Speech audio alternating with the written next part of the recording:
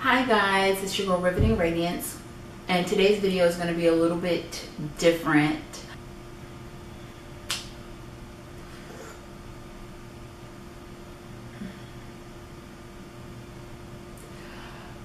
But what I wanted to talk to you about today was my abusive mother. I am going to cut her off indefinitely once and for all, and I just kind of want to sort through my feelings and my thoughts, and I figured there was no better way to do it than just making a video about it. And at this point, you know, I'm not going to be ashamed.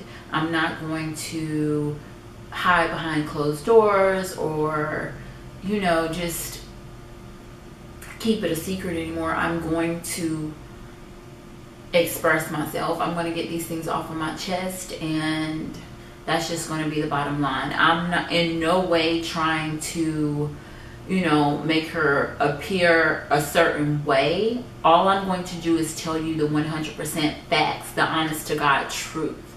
I'm not, you know, going to sugarcoat it. I'm not going to use a filter. I'm going to be completely uncensored. And this video may be all over the place because there's no way that you can possibly prepare for this type of video. Just point blank period. You just can't. But I just feel like this will give me closure, and that's exactly what I need to move on with my life. So I'm going to, you can call it exposing her. I don't really give a damn what you call it. I'm just going to tell the 100% honest truth. I'm going to be transparent with you guys, and hopefully this will allow me to heal and move forward in my life, because that's what I'm looking for. I don't want to be stuck in a rut. I don't want to feel resentment and bitterness and be unhappy or depressed or sad. Like, I feel like just getting this off of my chest and just coming out with everything that's going on and explaining it to you guys. I mean, I don't owe you guys an explanation, but some of my subscribers do feel like family. They feel like, you know, I'm close with you guys. And I dislike my mom. I do not have a good relationship with her at all, not even a little bit, and I just kind of want to go over everything that she's done to me. So I made a list over the years. I don't know what I intended on doing with this list, what the purpose of this list, but they were just things that she's done that bothered me, and I just documented them and just wrote them out. So this list does not even cover even half of what she's done. Let me just say, I'm about to tell a lot of stuff about myself as well. I'm going to reveal a lot of things about myself that are like deep, dark secrets that I maybe haven't discussed with anyone. But I'm at a point in my life right now, I'm 34 years old. I really don't care what anyone thinks. I mean, it doesn't matter. Either you love me for me and you accept me unconditionally, flaws and all, or you don't. That's just the bottom line. I'm sick of trying to impress people, and, you know, I just don't want to do that anymore. So whatever I say about myself and what I've gone through, if you judge me and you look at me differently, then that's your business. I have nothing to do with that.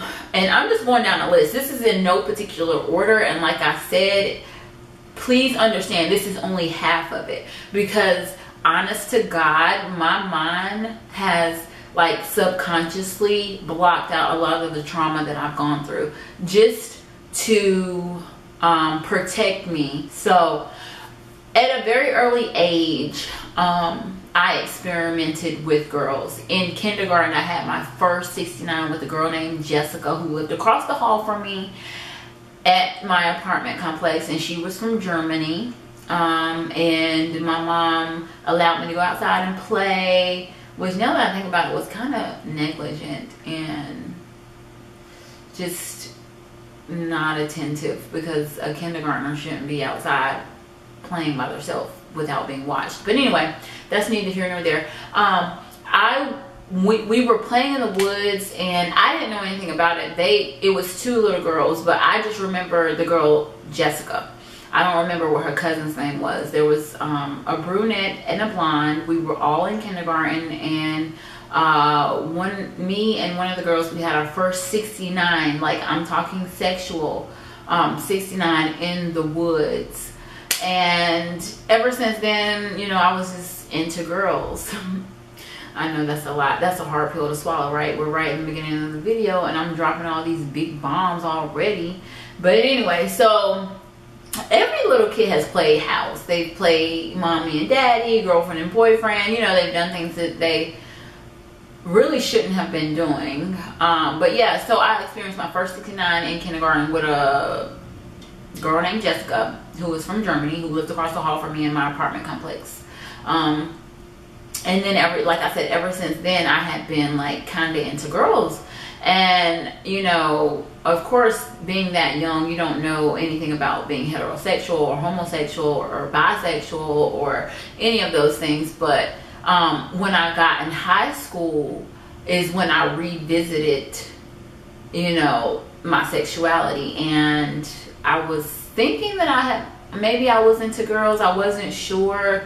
And when I went to my mom about it, she called me a dyke bitch and kicked me out of the house.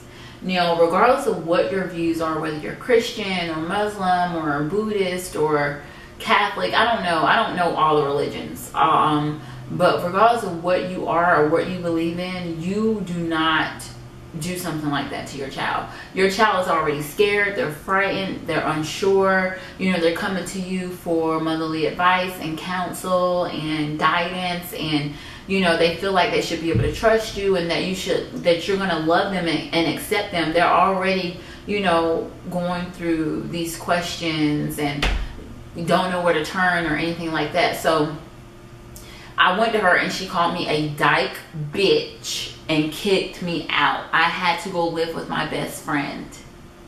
And, you know, that was that. So, once I got to college, you know, I got a boyfriend, but because I was unable to explore that side of myself, you know, that's part of my sexuality or whatever the case is, I ended up cheating on him with a girl. And it was because whatever I was going through, I never really fully got to explore it. I never really got it out of my system, and I was forcing myself to date men because my mom was so opposed to it, and I really loved her and cared what she thought about me, that, you know, she made me seem like I was going to hell and I was the worst person in the world, and that, you know, she just made me feel horrible about it. So you know, even though I was trying to put on a front and make it seem like from the outside looking in that I was like heterosexual and I like guys, I still ended up cheating on him with a girl when I went to school. That probably would not have happened had I been able to get whatever it was that was going on with me out of my system at an earlier age and just kind of figure out, you know, it could have been that it was a phase and that's not really how I felt. And that once I was, you know what I mean? Like, if I were to able to actually act on it and get it out of my system, then maybe I wouldn't have been cheating on him.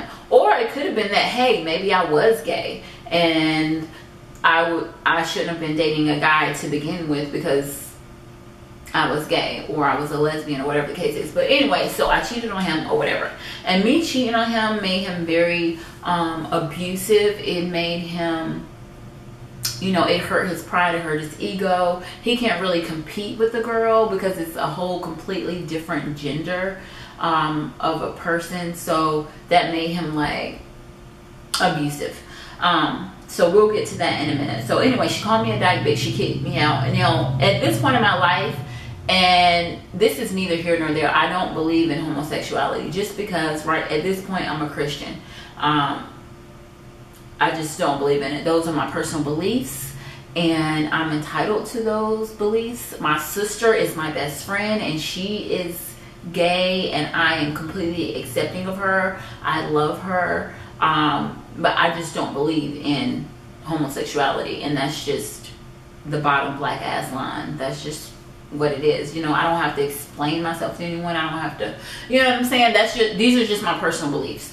I have a best friend who's gay too. His name is Joey. I love him dearly, like a brother, and he knows how I feel about it. But I'm one of those people who kind of like hates the sin and not the sinner. I love Joey as a person. He's a great person. He's a good person.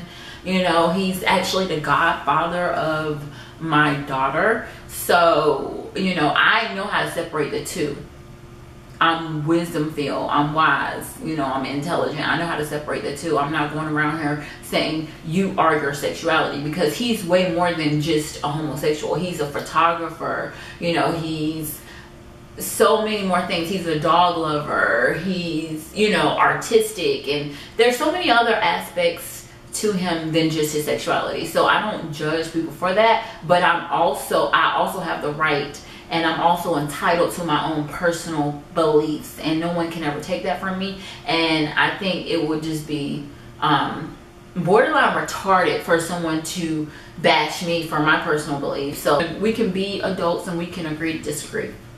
So then there was a time where I had micro braids, and I was best friends with a girl who lived across the street from my parents, and we had gotten in a falling out, and the girl lied and told my mom that I was prank calling her house, like calling and hanging up and stuff. And my mom did not believe me, and she went into a fit of rage, and she pulled out all of my edges. She grabbed my micro braids in the palm of her hand, and she pulled all her might and all her force, and she pulled out all of my edges. There were micro braids all over the place, all over the floor, on the bed, just like everywhere. And my best friend was there, and she witnessed it. It was very devastating, because my edges have not grown back since then. I've had issues with my edges ever since then. The problem is that she didn't believe me when I told her, you know, I haven't been prank calling her house. She's lying. She didn't believe me. She just automatically went in a fit of rage. And the problem with that is because she really cares about what people think. So my mom had me when she was 16 years old, and my friend who lived across the street, who told my mom that I had been prank calling her house, her parents were a lot older than my mom, and they were very like distinguished and well off, or what. My friend's dad was in the National Guard, and her mom worked at like the courthouse or something like that. And my mom really cared about what people think, like a lot. And so she was thinking, if the girl had mentioned this to her parents, what were the parents thinking of her? They were probably thinking, well, what kind of mom is she? She can't control her daughter. Her daughter's out of control. Her daughter's prank calling our house. Her daughter is harassing our daughter. You know, what kind of parenting techniques is she utilizing, or whatever the case is. You know what I'm saying? Like, she ultimately, at the end of the day, that's all that mattered to her. She just wanted to impress them, and she only cared about what they thought. So it just kind of looked bad on her if she had a daughter who was prank calling their daughter. You see what I'm saying? And I'm pleading and begging with you, telling you I didn't do it. Don't believe her. She's lying. She's mad at me. We had a falling out. But you do something that has like a detrimental lasting effect on me for the rest of my life. So now I don't have edges because you pulled my braids out in an act of rage over something that was that was completely not true. So that was one thing that I'll never forget. And the reason why I won't ever forget that is because every day when I look in the mirror, I don't have any edges, so I'm always reminded of that. And so it's like a flashback, you know what I'm saying? So then when I was pregnant with my daughter, she was not there for the entire pregnancy. I can count on my hand how many times I actually like saw her. And we live in the same city. She lives like minutes away from me, and she wasn't there for my very first pregnancy. It wasn't my first pregnancy, but the first pregnancy that I actually carried out. She wasn't there for that. I invited her to my daughter's second birthday. She didn't come. I invited her to my daughter's third birthday. She didn't come. She didn't come to my daughter's fourth birthday. So let's go back and talk about the pregnancy. So the abusive guy that I was with in college, I got pregnant by him, and I was like a sophomore in college, or a sophomore or a junior, and I called my mom, and the only thing she said was, you're gonna get rid of it, you're having an abortion. And she Western Union me the money, and she didn't talk about like how I felt, or if I wanted to keep the baby, or any of that. It was just either you have this abortion or you're getting cut off. I'm not going to support you at all. And at that time, you know, I wasn't working. I was just going to school, and she was in charge of paying for everything that I needed financially, whether it was tuition or just, just necessities, or whatever the case is. So she was sending me the money, and I almost died. I said this in one of my other videos. First of all, she only gave me enough to get the procedure done. I didn't even have enough to pay for the anesthesia, so I was wide awake. And then afterwards, they put you in a recovery room. I was in a recliner, and there's a nurse going around checking people's vitals, and she was checking my blood pressure, and it wasn't digital or anything back then. It was just a manual pump where you go like that, and then the little needle like moves like that. And then I remember her tapping on the glass on the blood pressure cuff and saying, "This can't be right." And then so she goes over to the cabinet full of supplies, and she grabs another blood pressure cuff and she replaces it, and then she does it again, and this time she looks at it and she's like shocked or stunned, and she leaves it cuffed to my arm. She bolts out of the room, comes running back in the room with a team full of people, like anywhere between 3 and 5 people, and then they flip me over, and they don't give me a shot like how you normally do, like, or prepare you 1 2 3. They literally jab the needle down into my butt cheek, and like I'm just like, what's going on? And mind you, I'm kind of out of it because I just had this procedure done wide, completely awake. So apparently I almost died. Like, I don't know if my blood pressure was so low that it was like undetectable or whatever the case is, but I almost died. So when I got back to my dorm, and I was there by myself, no one was there with me. I got some random girl who lived in the dorm to take me there and drop me off. And then she agreed to come back and pick me up. So I was in there by myself. And then when I got back and I talked to my mom, we never discussed it. Like, she never said, "How are you feeling? Are you okay? How did it go?" The conversation was never had. It was either you get this abortion or you're cut the fuck off. And that's just the bottom line. She basically saying, "You're not going to embarrass me. What are people going to think? What are people going to say? You go off to college and get pregnant. How dare you? Blah, blah, blah." Right? So that was that. Also, that same guy, which, by the way, remember, this is the guy that's abusive and, the one I got pregnant by, and that I cheated on with the girl or whatever, because I was trying to explore my sexuality, because I didn't get a chance to do that earlier on, which I don't think you should be exploring sexuality, period,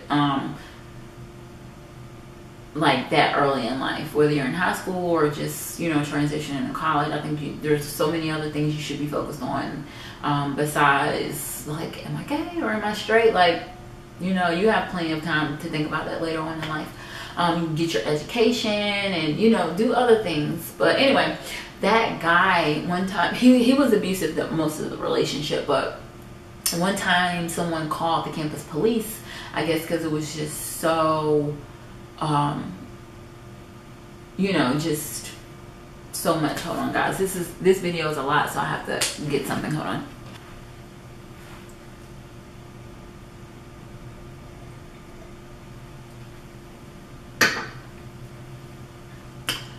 So anyway, someone called the campus police. The campus police came, and he had slapped me, and he slapped me so hard that he left a red handprint on my face. So the campus police called my mom to let her know what was going on with their daughter, because if I send my daughter off to college and she's in an abusive relationship getting her ass beat, I would like someone to let me know. You know what I'm saying? Like, that just makes sense. So they called my mom, and we had her on speakerphone, and they were just trying to, like, keep her abreast and just alert her and let her know, your daughter got slapped by her boyfriend, and this and this. My mom on speakerphone in front of the campus police goes, "Well, what did you do to make him slap you? I know you probably had to provoke him. What did you do? You had to do something." The campus police hung up in her face. They were so shaken up, like visibly shaken, and just so shocked. Like, what the hell? You know what I'm saying? And they were just in disbelief. They were shocked. Just the look on their face. And they were apologizing to me. "I'm so sorry." You know what I'm saying? Like, they could not believe that a mother would say that to her daughter. No matter what I did, I didn't deserve to get hit. And they literally hung up on her, and they were just very apologetic and very sorry. And I was just like, it's okay, I'm used to it. You know what I'm saying? Like, that's the type of mom that I have. But she was just like, "Well, what did you do?" Like, trying to point the blame to me as if anything that I could have possibly ever done would deserve that. No, you don't put your hands on someone. I also did not get to finish college, and I haven't told a lot of people this, but I went all the way in my senior year. I was literally 2 semesters away from graduating. I was $20,000 a year to go to the school that I went to. It was private, and my mom, she really couldn't afford it, which is not her fault, you know. But if I can't afford something, I'm not going to set my daughter up for failure and have her go anyway, knowing that I can't afford it, or that, you know, I can't pay for it. So but that's neither here nor there. I mean, she wants the best for me. It's a really great school. It's like in the top 5 historically black college and universities. It's a really, really good school. It's up there with like Howard and Spelman and, you know, Morehouse and colleges like that. So I guess she was, first of all, I'm gonna be like the first person in my family to graduate from college. No one before me has ever graduated from college. So I guess she was really excited and kind of pumped or whatever. So she was like, just go, we'll figure something out. But anyway, I went, and she just couldn't afford it, and she would just lie to people and say, we're expecting monies, they're in the mail, they're on the way, whatever. And that wasn't the case. She was just stalling and buying time. Now the issue is that my aunt told me that my grandfather, which is my mother's dad, gave her the money to pay the tuition, but it just never got paid. So I don't know how true that is, you know. Even though I dislike my mom and I'm not really feeling her or whatever the case is, I don't know how true that is, if he gave her the money. I will say that my grandfather was involved in a lot of illegal activities that paid him a lot of money. And when I would go over his house, he would have money everywhere. It would be money in the seat cushions, money in his closet, money in the drawers. They would just be in brown paper bags. I mean, he's passed away since, but he had money. Every time I would go to school, it was a new school year, he would take me on a shopping spree, and I would get a completely whole new entire new wardrobe. So I can believe it. He always had money, so that's believable. But my aunt told me that he gave her the money in cash, in brown paper bags, and that she just didn't pay the tuition. She used it on her own. The reason why I feel like that could possibly be true is because when I had went off to college, she opened up so many things in my name. She opened up a credit card in my name. She opened up a house alarm system and a utility bill. So, and probably there may have been more things, but she used my credit up. She gave me bad credit. And so if she's fraudulent and being a scammer to the point where she's using her daughter's credit, then I would believe that she's a person that will also use money that was intended for my tuition for her own personal use. I mean, that's just the bottom line. People can only go by what you show them and your actions. And if that's, you know, something that you've done before in the past, I really can't put it past you. And there was a time where the same girl who lived across the street from my parents, who lied and said that I was prank calling her house, we went to the mall and she shoplifted. And because I was with her, I got in trouble too. Now, I got in trouble. I had to, it was a misdemeanor. I had to pay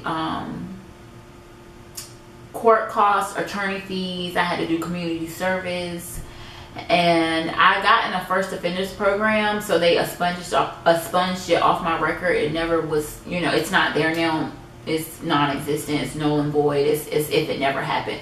But I understand from a police point of view and a business point of view, if you're with someone you're considering an accomplice. But I told my mom I had nothing to do with it, and I swear to God on my kid's life to this day, I swear to God, I had nothing to do with it. I didn't even know she was going to steal until we were right in that specific situation and she was in the process of stealing. And I told my mom that, and she didn't believe me. And that's the most humiliating thing ever, when your own mom does not believe you. And, you know, I am upset that, you know, I got punished for something that I had no control over. I had nothing to do with. I rode there with the girl in her car, and she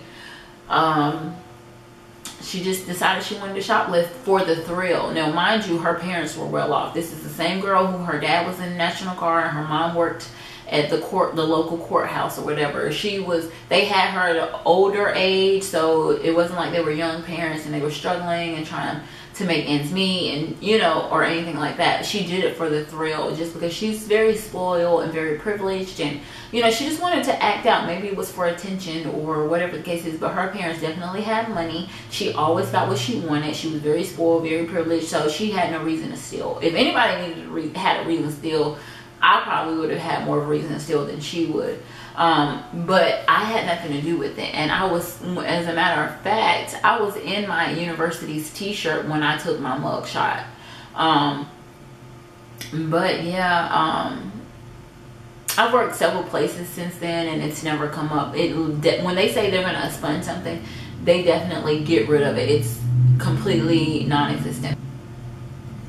Yeah, I understand the law. I know how it works. You know, I guess I was considered an accomplice or whatever the case is, even though I had no idea that she was going to do that, and I couldn't make her not do it, you know, or whatever the case is. But it's just very humiliating that your own mom doesn't believe you. My mom has been one to really care about what people think. She's been very materialistic. She's done stuff like bought a luxury car, and even though, you know, instead of being frugal and being realistic and, you know, just humble and down to earth, she really wanted to appear a certain way to people on the outside looking in. So she had bought a luxury car and couldn't even afford like the premium gas that went into it. You get what I'm saying? And so that type of stuff just really didn't sit well for me. It was like she really cared about the wrong things. She really cared about impressing people and seeming like she was just well off and things like that. That's where her priorities were. That's what she cared about. So I didn't like that.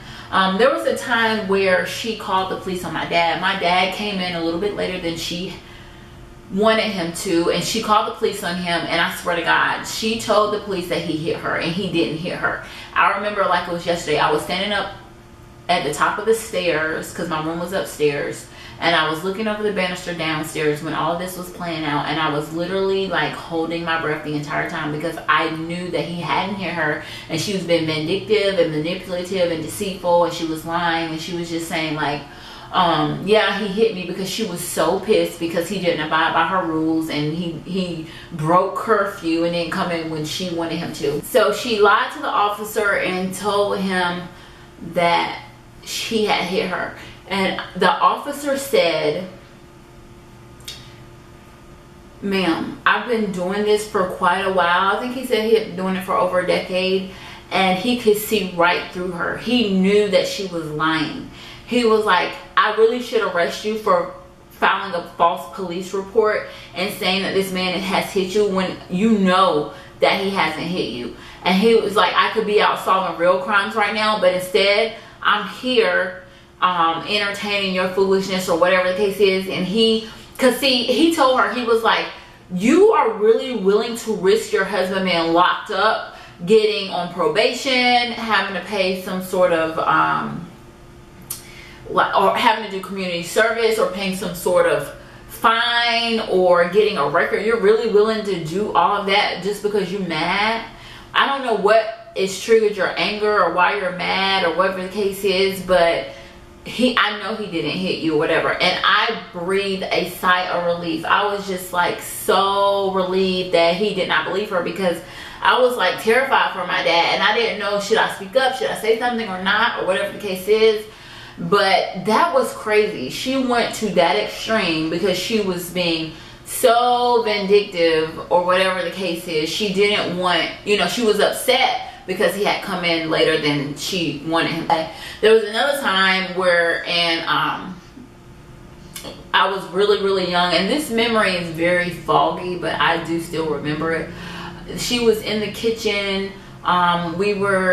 This is one of the first apartments that we lived in when we moved to the city, and she was in the kitchen, and she was like preparing dinner or something. She was chopping up something, like what it might have been veggies or something. She was chopping up something on like a cutting board with a knife, and she was having a conversation back and forth with my dad, who was in the living room laying on the couch. He was like watching TV or something, and I guess the conversation went to the left, and they kind of started arguing and bickering back and forth, and she had the knife in her hand. She ended up going into the living room to confront him, and she somehow ended up stabbing him in the thigh. And I remember when the police were called, the paramedics came, whatever, and he told them that it was an accident. And I think at that point was when I was just like, wow, he must really love her or whatever, because he didn't, tell on her. And so yeah, that's a really young memory. I had to be in, like, I want to say, I don't even know, I was young. I was definitely like in elementary school when that happened. And I know I was drinking wine earlier, but it doesn't travel that fast. It's not, this milk that's in my breast right now is milk that was already stored in there prior to me drinking. That wine probably won't actually go into the breast milk for a little while. And I have testing strips where you can kind of dip a testing strip into the milk, and it'll tell you if you should keep it or if you should dump it. I've been breastfeeding exclusively for 9 months, so I'm pretty much a pro at this point, and I know what to do and what not to do, and so forth and so on. So most recently, she has gotten addicted to prescription pain pills.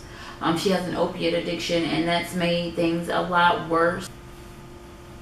Hello. Hi. Hi. So everything that I said prior to now was before her opiate addiction. At this point, she's addicted. I don't know at what point she got addicted to prescription pain pills, but she's definitely addicted. So since she's been addicted, she's gotten a lot worse. Everything is magnified by 10. She's been having these, to me, they're fake. I don't believe them. If I thought there was any validity to them or any type of, sincerity, or if they were like real or whatever, I wouldn't be saying this, but honest to God, I think that they're fake. She's been having these fake seizures, and the reason why I say that is because my best friend has epilepsy. She has a seizure disorder. She's been dealing with this and battling with this all her entire life, and it has been a huge, like, big deal or whatever. And she calls my best friend and asks her, what does a seizure look like? What happens when you have a seizure? What goes on? Like, she wants details from point A to point B or whatever the case is. And she was like, I know she Googled some information, but she wanted to know firsthand from a personal perspective of someone who actually really has them or whatever the case is. And my best friend was so heartbroken and so distraught. Like, how can she play around with something like this? And the fake seizures are called pseudo seizures. There are people out there, Google it, who fake seizures. Some people do it for attention, some people do it for all different kind of reasons. Me, honest to God, like, my discernment and intuition tells me that they're fake. The reason why I think it is because of the opiate addiction is that with a seizure, she can actually fall out and hurt herself, because she's gotten to the point now where, doctors don't even want to prescribe her prescription pain pills anymore. And so now, with having a seizure, she can fall out and technically hurt herself. I know one time she said, I had a seizure and I gashed my hand open. So I had to go to the doctor, I was in so much pain. And of course, they're not going to question it if you have a gashed open hand. Now, they would question it if it seemed like self-harm. But so instead of being on suicide watch and being admitted into your local mental illness facility, so now instead of, okay, your hand is gashed open, what did you do to yourself? It's, your hand is gashed open because you had this seizure and you fell out and you cut your hand in the process. You know what I'm saying? So I figured that out on my own. Other people, they believe her, they believe the hype or whatever the case is. Me, not so much. Like, I don't have any sympathy. I know it's fake, because that's how she operates. She operates in the spirit of, like, being fraudulent and a scam artist, and just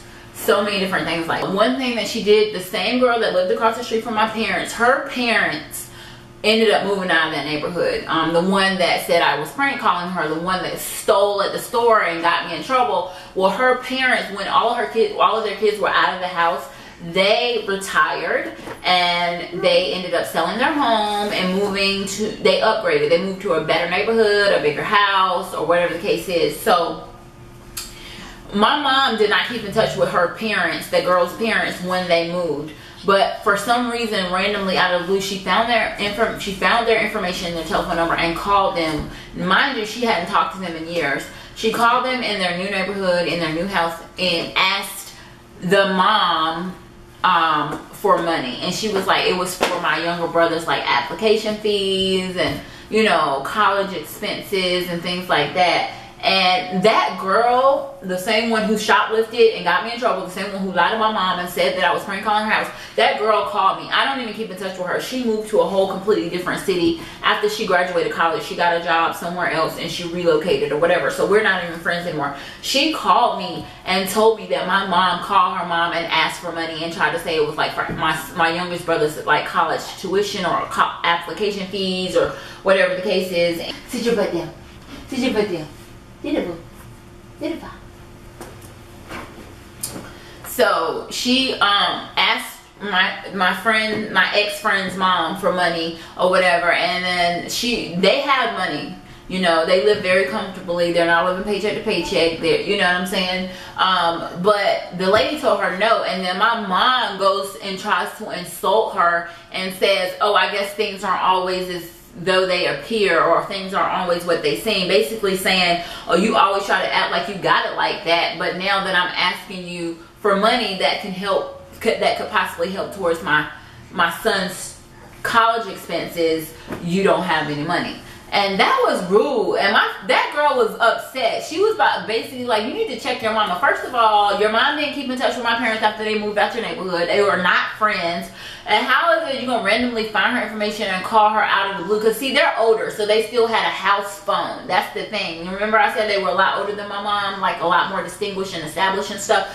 So they still had a house phone, so I guess that's easy to figure out a landline number versus someone's cell phone number. So the girl was like, yeah, you need to check your mom, because my mom called me upset. Like, it was weird, it was awkward, like, you're calling me asking me for money and you didn't even bother to keep in touch with me after I moved out of your neighborhood. And then my brother, I have a sister and two brothers. Now my brother, she recently called the police on him and got him arrested, saying that he was communicating threats. Well, let me tell you about that brother. The same thing that happened to me, where she didn't pay my tuition, and I'm not saying it was her responsibility, but that's what she said she would do. She told me to focus on my grades, and she would handle the financial aspect of it. She was so happy that I got into this prestigious university, and she was just so elated and so happy and so, you know, everything. Just focus on your school, get good grades, I'll handle the financial aspect. She did the same thing to my brother. He went away to school and ended up having to come home, did not finish, because she sold him this dream and said she was going to handle the financial aspect of it. She was unable to meet her end of the bargain, or uphold her end of the bargain, and he ended up coming back home. So now he's home living with her, and she has recently called the police on him, which is a part of her MO, because remember, she called the police on my dad before. So she's recently called the police on my brother, got him arrested for communicating threats, probably because she did something to provoke him, and he probably snapped, which most people would in that type of situation, and he probably said something that he didn't even mean, that he probably would not have acted on, and she took that as an opportunity to call the police on him. So you're getting your black son arrested in this day and age, where there is a target on young black men's back. Some white officers are looking for a reason. All you gotta do is just give them a reason and they're ready. You know what I'm saying? I would never call the police on my child. She's recently got him arrested. So that's, you know, she sold him that dream. He went away to school. He was like literally 2 semesters away from completing college as well. And now he's back at home and she's calling police on him. Just crazy. Okay, so my sister, like I said before earlier in the video, who is a lesbian,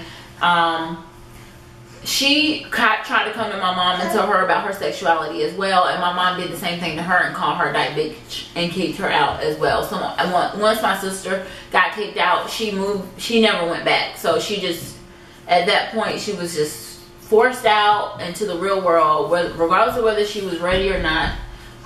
She was forced out, and she just never went back, and she can attest to that. She can tell you that she's not loving and nurturing. She's very materialistic, so she would do stuff like take us to the Bahamas on a cruise, or take us to Disney World, and you know, buy us stuff. Like, I remember having sleepovers and slumber parties all the time with like stretch limousines and things like that. But she was not the type that was very nurturing and caring, like where it really mattered and it made a difference. So that's what I was looking for. I didn't want, you know, these lavish, extravagant trips. And a lot of times when she did that, she was not really prioritizing. A lot of times we would come home to like final notices and things getting turned off. I remember we went a whole winter without heat. We had to use like a stand-up like heater, one of those stand-up heaters.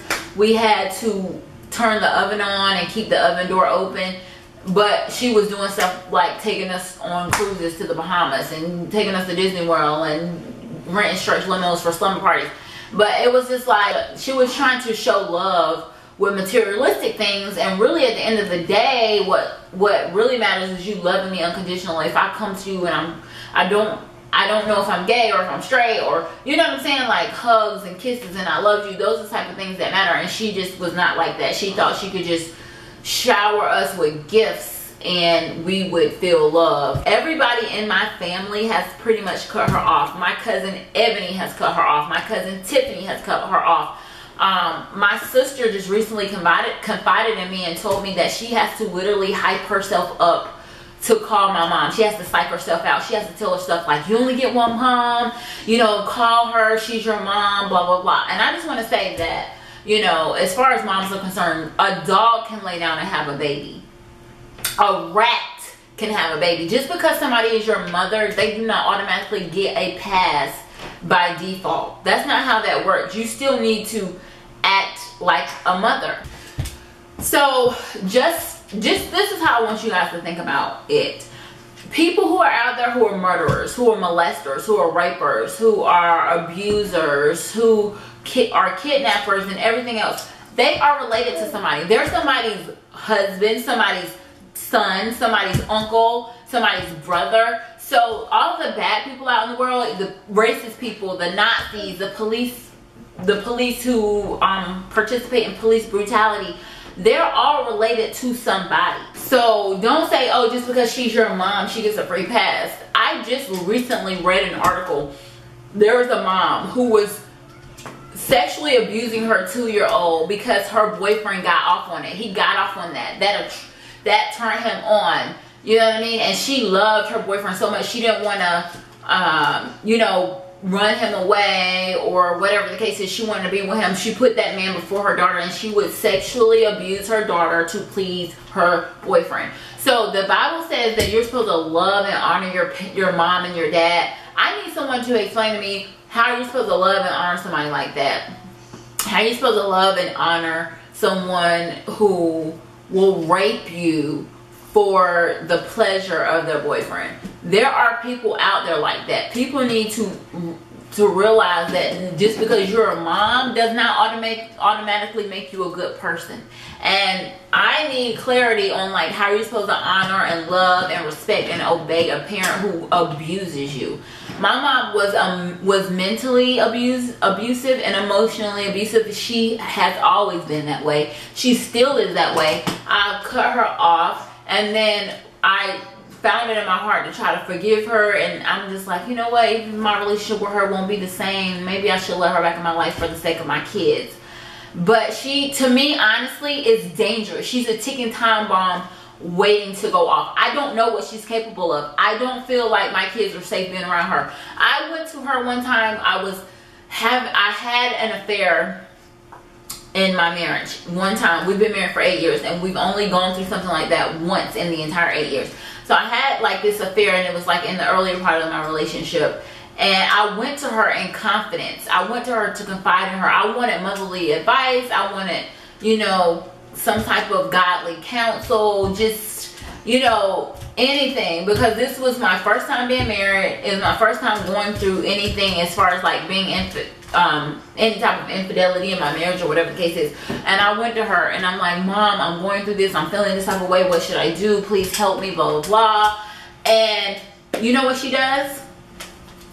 one time we were going to have a family reunion, and she calls a meeting for everyone in the family to come, and she was in charge of the family reunion. She was handing out assignments and like, you're in charge of utensils, and you know, you're in charge of whatever the case is. So she got to me and I told her, I don't want to be in charge of anything.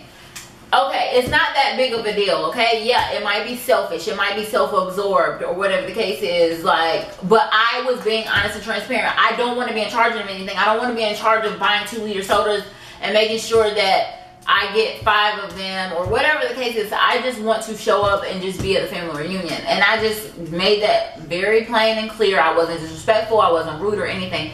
And she goes, well, did you tell everybody that you've been cheating on your husband with a guy named Michael?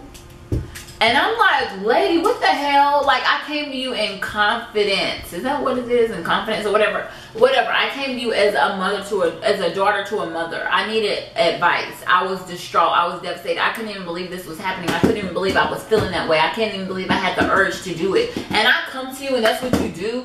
It's like 10 people in this room. You call a meeting for the family reunion and you mad because I don't want to bring a 2-liter soda to the family reunion. So have you told everybody that you cheated on your husband with a guy named Micah? Like, who does that? That's embarrassing. It's humiliating. That's betrayal. Like, you can't be trusted. You're not loyal. Like, who does that? Who intentionally wants to hurt their daughter or betray their daughter? And like I said, this is just things that I remember. Like, I know for a fact there are things that she's done that I have blocked out of my mind. Like, it's so detrimental and so devastating and so hurtful that I just block them out for my mental sanity and my emotional stability. I cannot remember these things because if I do, it will take such a huge toll on me and just, you know what I mean, like, it will break me because, you know, what your mom does has a huge impact and a huge significance on you. So I'm just basically just getting things off my chest. I'm done with her once and for all. The thing that really broke the final straw that broke the camel's back was we're not talking really. So she told my cousin, she called my cousin crying and she was like, hey, I don't usually read the Bible, I usually just thumb through it, and then something told me to sit down and read it today, so I think I'm going to start from the beginning and just read it throughout or whatever. And I had a revelation. She told my cousin, you know, when my mom was living, because my grandmother has passed away, my mom was living, she lived a couple of minutes from me, and I never would take my kids to see her. She would never take us to see my grandmother. I would never let them like spend the night or hang out with her or whatever. And her mom, which is my grandmother, would call her and she would send her to the voicemail, or she would rush her off the phone, or she would just ignore her calls or whatever the case is. And she was just like, she just treated her really bad. And that now since she's passed, she regrets it, she feels bad. And she said that my grandmother used to always tell my mom, you're going to reap what you sow, and the same way that you treat me is the way your kids are going to treat you. Mark my words, or whatever. And she said now that we're all going through this with her, that she is just having flashbacks of her mom saying that. And she told my cousin, like, you need to tell Shanika that, you know, she's going to reap what she sow, and God is telling me to reveal this to her and let her know or whatever. And so I got upset and I sent her a text message and I told her, life and death is in the power of the tongue, and you have what you say. You speak things into existence. And I said, you will not speak that over my life. You will not speak that into existence. You have the power to speak positivity. You can say, well, I hope Shanika's relationship with her kids are great. I hope it's, you know, they're super close and it's loving. You don't say what's happening between me and you is going to happen with you and your kids. Like, and she said that it's definitely happening, and it's for sure, it's a sure thing. There's no doubt about it. There's no way around it. It is what it is. There's nothing I can do. Like, that's basically what she was saying.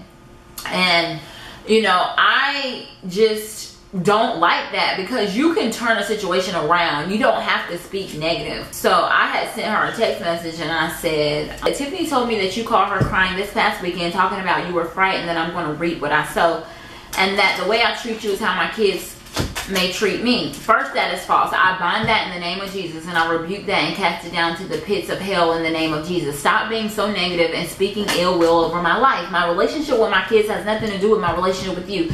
Those are two totally different circumstances. I'm not worried at all. In fact, that's the least of my worries. You want to know the difference? I would never do things like kick my daughter out and call her a dyke bitch just because she's gay. I would love her unconditionally. I would never disclose to the entire family that my daughter considered having an affair with her husband when she came to me in complete confidence about it, seeking counsel. And even to this day, you're still over there doing stuff like calling the police on your own son. My God. And you're worried about what's going on with me and my children. It sounds like to me you may want to get your house in order first. Both of your sons have been arrested within the last month. What's going on over there? I'm not sure how you even have time to concern yourself with my household. We are doing amazing over here. I try to be cordial with you, but you always turn out to be disruptive, dysfunctional, and chaotic. And at this point, you are more of a liability than an asset. And that is something I cannot have around my kids. The devil seems to be really busy around there, and I want no parts of it. So then she wrote me a text message back saying, you have the gall to pretend that you loved your sister this entire time. You literally just started even dealing with her in the last few years. She was never good enough for you, so stop pretending. Brittany and Daddy knows that, and you ain't never cared about her like no sister until recently. All the cousins know you didn't even acknowledge Brittany as your sister, but you have no choice. As far as what's going on over here, it's called life, baby doll. Like when you and Savon got in legal trouble and Brittany and Jaleesa got in trouble for shoplifting. You sweep things under the rug, baby girl. How soon you forget? How soon you forget, LOL. God said he will not be mocked. You will surely reap what you sow. It's already happening. Anyway, since you asked, I'll tell you what's going on over here. My sons are experiencing life, and they're also holding it down in college, working, and involved in their church extensively. First of all, they're not working because my youngest brother got arrested for embezzlement, which was like stealing from the job. So he clearly is fired. So he's not working. That's a lie.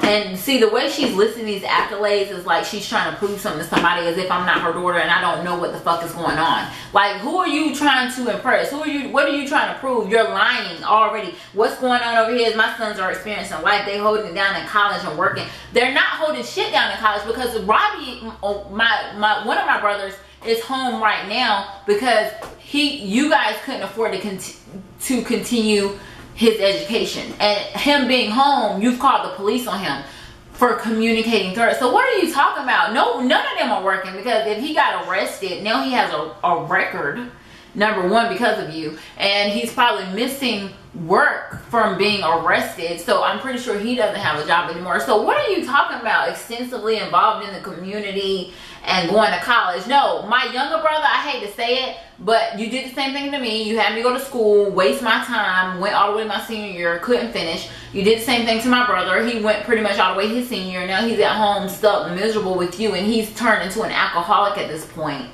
Every time I deal with him, I smell alcohol on his breath, and he's doing it to try to, you know, cope with what's going on over there in that house of horrors.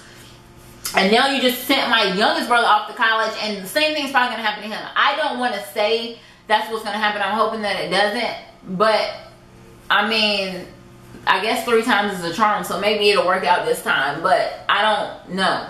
So I don't know why she's sitting up here listening on since you asked what's going on. My sons are experiencing life, and they're also holding it down in college, working, and involved in their church extensively. Like, who do you think you're sending this text message to? You're not fooling me. I'm not like, what are you talking about? So anyway, she said, I'm good, daddy's good, life's good, baby girl. I'm glad you finally stopped judging your sister for being gay. First of all, what are you talking about? You're the one who kicked her out and called her a dyke bitch. You kicked me out and called me a dyke bitch. Why would I judge her for being gay when I went through the same thing?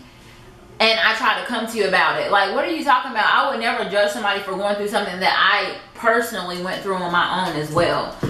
She said, you must not remember that you was gay with that girl named Tia that lived in our neighborhood. You were gay with that girl from Hampton. Like, just throwing low blows, like reminding me who I was gay with as though I wasn't the one who was gay with the person. Like, what does this even have to do with anything? She said, but I guess you should put God first. After all, he's the one who sees your heart and love unconditionally, right? Since I don't like negative energy, I'm just going to go ahead and block your text. And by the way, I don't do social media, so post what you want, but I'll save you the trouble and copy all the cousins. I'll copy Aunt San and your husband Jeremy and his mom is Valjean, and to save you some time and trouble. God bless and love you in spite of all your negative lists. And she said, may I advise you that you may need to reconsider some additional professional help. I'm more than willing to accompany you with no judgment. Okay.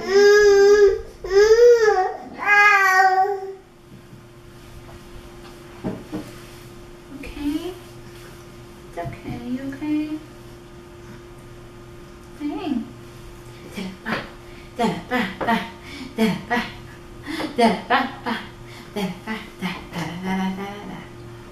So I had gone to therapy, and you know, that's very taboo in the black community. A lot of people just want to pray everything away, and you know, they don't believe in seeking professional help or counsel, and I did, you know.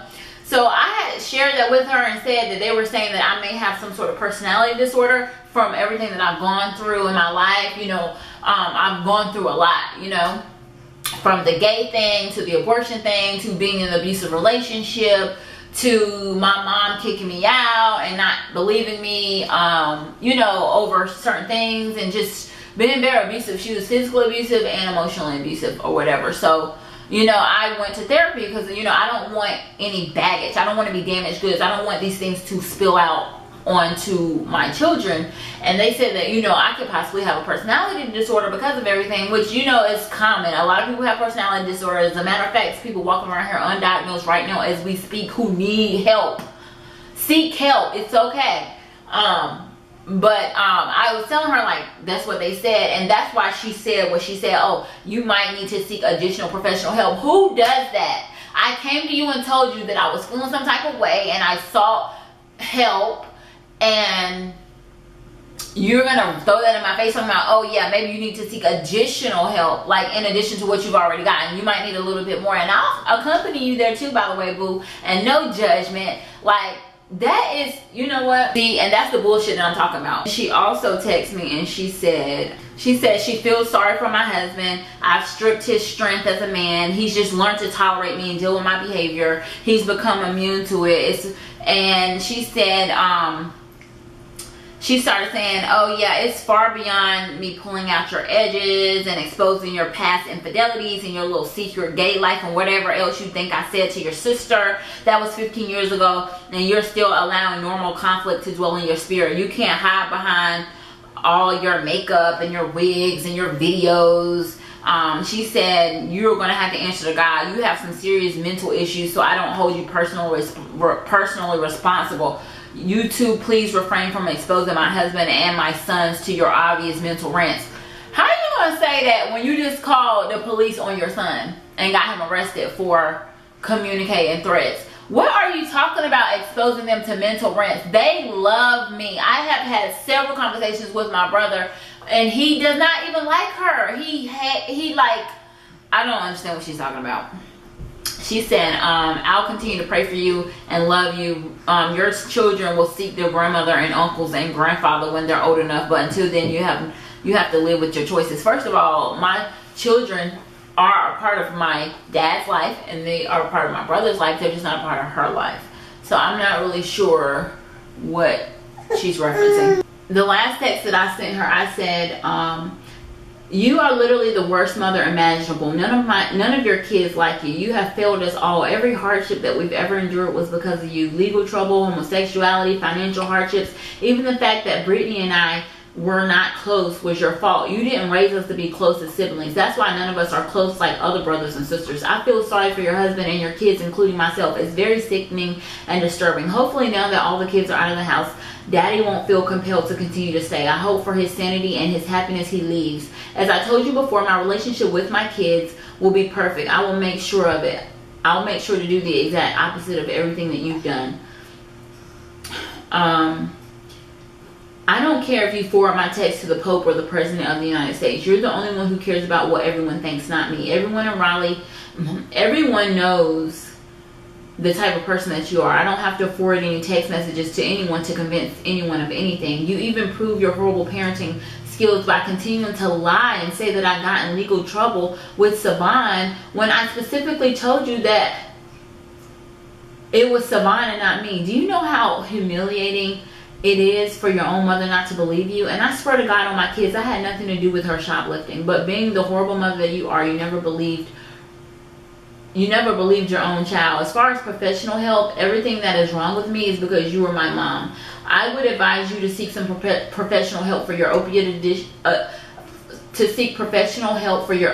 addiction and all those fake seizures that you keep having. You're right, God will not be mocked, and I'm sure everything you're going through right now is showing you that. That was the harshest text message I ever sent to her. I am at my breaking point with her. She's done so many things to me, and I still allow her to be in my kid's life. Like for my daughter, when I was pregnant with my daughter, she was like, are you sure you want to get pregnant by your husband? Doesn't he have like retardation running through his family? Isn't his family members like disabled and slow and stuff? Because he has a brother who is like physically disabled, but he's not mentally disabled, you know? And she was like, aren't you afraid your daughter might come out retarded? Like, that's one of the reasons why she wasn't a part of my pregnancy. She didn't want to get attached to the baby while the baby was in the womb, because she was thinking for some odd reason that my baby was going to come out mentally retarded. Just because my husband's brother is physically disabled, you know, he had like water on the brain and has like a really severe limp and stuff, but he's fine.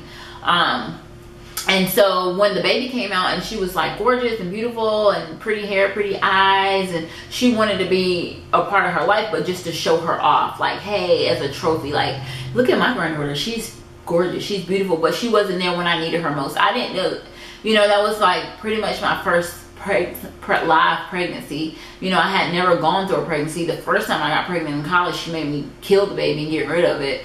I almost died or whatever, but she wasn't there. She was just not there, and she lived a few minutes away. Like, I had so many questions and concerns, and I was scared and frightened, and she just wasn't there. You know, I would try to make lunch dates and stuff, and she always like, oh, I'm busy, or I have other plans, or I don't feel up to it. Well, there was one time I wanted to stop by, and I called my dad, answered the phone. He said it was fine, and I was like en route to the house. And I was halfway there, and she called me and was like, today's not a good day, I'm not up for it for visitors, you know, don't come over. And I had to turn around and go back home, and I was like halfway to the house or whatever. So there's times that, you know, she does stuff like that. So yeah, I just want to know, like, how am I supposed to honor and obey and respect a abusive parent?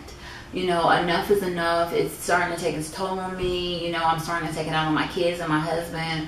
I just want to have, you know, a sound mind and be happy, and I just don't want to deal with all of this hurt and pain and humiliation and abuse anymore. The Bible says, you know, honor your mother and your father, but I'm thinking that there has to be some sort of like exceptions to the rule. Like, what if my dad raped me every single night as a child? Like, am I supposed to grow up and honor and obey him and respect him and love him and cherish him or adore him? Like, you know what I'm saying? Like, it can't just be that simple and cut and dry. There has to be more to it. But I don't know, guys. I just had to I'm just over it. I'm just tired. You know, I have to move on. Like, you should cut toxic people out of your life, point blank, period. You should just cut them out. And it doesn't matter what role they play in your life. If they're toxic and they're harmful and they're hurtful and they're dangerous, you have to get rid of them. You have to cut that cancer out, or it's going to spread to the rest of the body. Pretty much what this video is about is just exposing the abuse that I've had to deal with. You know, even recently when I talked to my brother, he said my mom has been getting so desperate for money to get pills and stuff like that. She went to a neighbor's house. And I've heard this from 2 people outside of my brother. Different stories similar to this one. But she went to a neighbor's house, asked her, it was an elderly lady, did she have any money? The lady was like, no, I'm on a fixed income, I don't have money. She was like, well, can you go check in your purse to make sure? The lady came back to the door and was like, all I have is like $8. And my mom was like, yeah, that'll do. And she said, I'll pay you back. And she just took the money and left. And that the lady has been coming to the house. The lady has been coming over to the house a lot asking for the money, and she would just have my brothers lie for her, saying, oh, she's asleep, or she's not here, or she's busy, or whatever the case is, and just like not paying her money back. And I want to find out who the lady is so I can go over there and pay her the $8 back and tell her I apologize for my mom. You know what I'm saying? But There's just so many people on, and I just want to heal from this. I want to move on from this, and I can't. It's difficult for me to explain to people, like when I say, "Oh, I cut my mom off. I don't deal with my mom. I don't talk to my mom." They're like, "You only get one mom," and then they think I'm the bad person. Like, why would you do that? How could you do that? You know what I mean? And it's just, at this point, I just want to make a video, reference them to the video. Hey, go check out the video. And I know once I turn this video off, I'm going to think of thousands of other things that she's done that's probably even far worse than what I've mentioned in the video. But I'm just giving you guys some examples of things that I have to continue to deal with day to day with her. And yeah, so like I said, I know this video is all over the place, and I apologize about that, but I just wanted to share with you guys what I'm going through. And I love my dad. I feel bad for him. I know that he has to take her side. He has to choose his wife, and that's fine, but I don't want her having access to me or my children or my family through any type of avenue at all, you know? And so yeah, that's that. So yeah, guys, leave me some comments, and just let me know what you think. Bye.